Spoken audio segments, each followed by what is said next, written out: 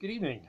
Tuesday evening in a rainy prone, flood prone western North Carolina, coming to you from the library of La Casa Blanca, Pipe Poppy 73 here. I hope the lighting is okay with this and the sound quality. This is several repetitions I've done to try and get the sound quality up. Um, but anyway, my camera is working on my tablet tonight when it has not been. And so I thought, well, while I'm sitting here and the camera's working, I'll go ahead and chat for a little bit. Thought I would share some things. I tried this morning on my cell phone and did about 10 minutes, which is longer than I normally go. And then it wouldn't either process or download or something. So I have no idea. So we're going to have a crack at this one here and see if we can't get this working. I think in my intro video I said that I started smoking in 1973. Started with a cob pipe and probably some Borkum Riff. But I thought I'd show you my the first briar that I ever owned, which is this little guy here. It's a Medico. It has become one of my what I call Franken pipes, pipes that have had different pieces melded together, if you will. This is not the original bit. The original bit was built to have a paper filter, which I get rid of immediately. But anyway, 1974 probably is when I first purchased this one and started smoking it. Different bit, the shank cracked, and I had to have a band put on it. But I still get it out and smoke it once in a while. It's a nice little quick smoke, and I still enjoy it, if for no other reason than nostalgia. Another pipe I've got is a pre-1980 Hilson. Somewhere along the way I wound up with 6 different Hilson pipes, the last 5 of which have all been made in Holland. This one is, I say pre-1980 because in 1980 that's when the company was sold and manufacturer went to Holland. And this is stamped made in Belgium. Has a nice little piece of horn on here that is beautifully colored over the years. Again, just a small, quick smoke, very comfortable, very light in the hand, light in the mouth. And I've gotten an awful lot of pleasure out of it over the years. So that's what that little guy looks like. Also of interest, I thought you might like to see a Balkan Sobrani tin from Yore. Again, probably a 40-year-old tin. Contained 7 ounces when I bought it. Long gone, of course. Something that I just left to hang around. Back in the day, before I understood how tobacco companies come and go and manufacturers come and go, and started giving some thought to actually cellaring pipe tobacco.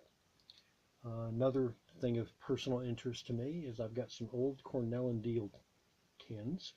You won't see many of these left. They've substantially changed their tin art. But I've got a tin from April 2011, a tin from June of 2013, and a tin from April 2011. And I'm not sure that other than Yorktown, that the other 2 blends, the Corinthian and the Guilford Courthouse, I can't find any information on, so I'm assuming that they don't manufacture them anymore. Yorktown, I know they manufacture because I have some fresh, if you want to call it that, recent vintage. And eventually I'll get around to cracking open that tin there, and I'll get the other stuff out, the newer stuff, and do a little comparison on how things have aged. It's Virginia blend predominantly, I think, so it should have aged pretty nicely in that can. I won't do a review, so to speak. I will share with you my impressions, the things I like, the things that I notice about it, but I won't have a checklist where I will go down the checklist and talk about the nicotine content. I mean, I couldn't tell you. I've had so much nicotine in me over 45 years or longer, since I was a cigarette smoker prior to that. I couldn't tell you squat about the nicotine content. But I can tell you whether it's smooth, whether it bites, whether I like the flavor, the aroma. You'll notice I'm not smoking in the house. Even though I'm in the basement, I don't smoke indoors.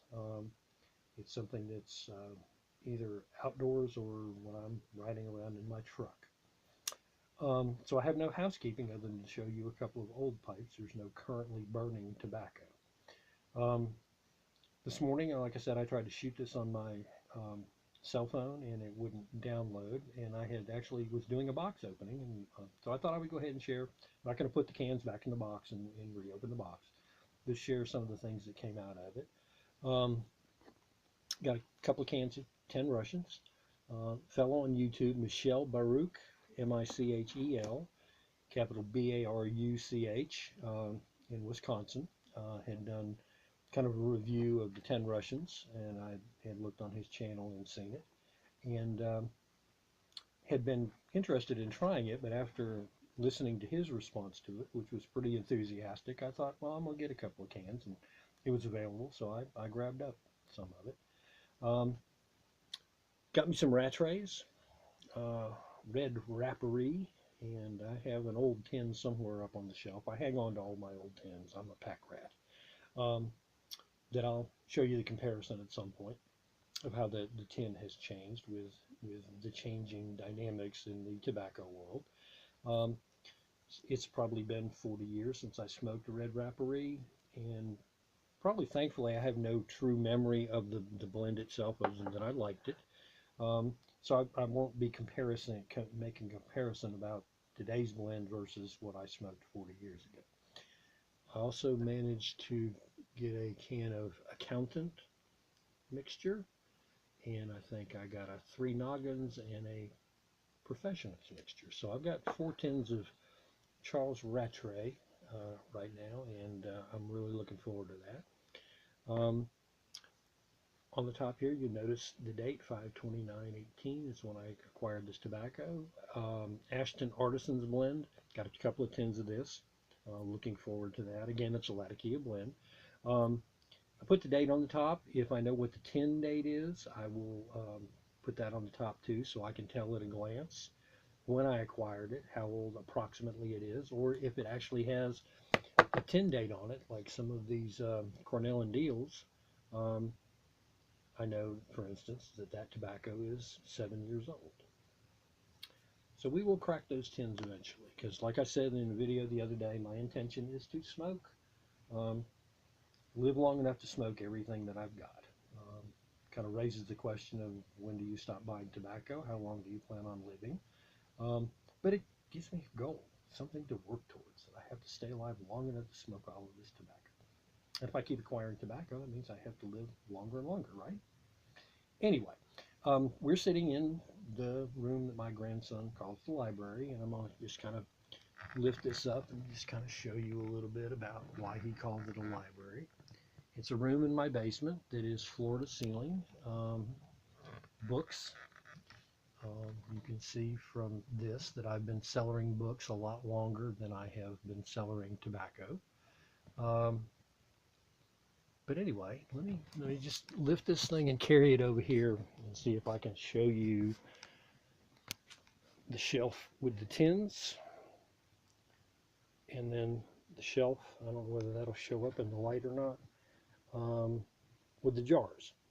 A lot of tobacco I get, I like to just buy bulk and put it into a jar because I feel no qualm about popping open the lid on that jar and getting a bowl whenever I feel like it, putting the lid back on it. I'm less likely to do so with the tin, obviously, although I would simply jar it once I'd cracked the tin open. But there's something about opening a tin that's so final. I watched Justin Taylor open one from, I think, 1996 last night. A Christmas blend from McClellan's, and it was every bit the tobacco that he expected it to be. And I think that's really cool, and that's why I'm looking forward to getting some of these 7, 8-year-old tins open here eventually. Like I said, when I do, I'll try and get on here and share them with you to let you know what my thoughts are about them, just like Justin did. If you haven't watched Justin, you need to get on his channel. I mean, he's a real down-to-earth, enjoyable, pleasant human being, and he's always got some good content in what he likes to share on his channel.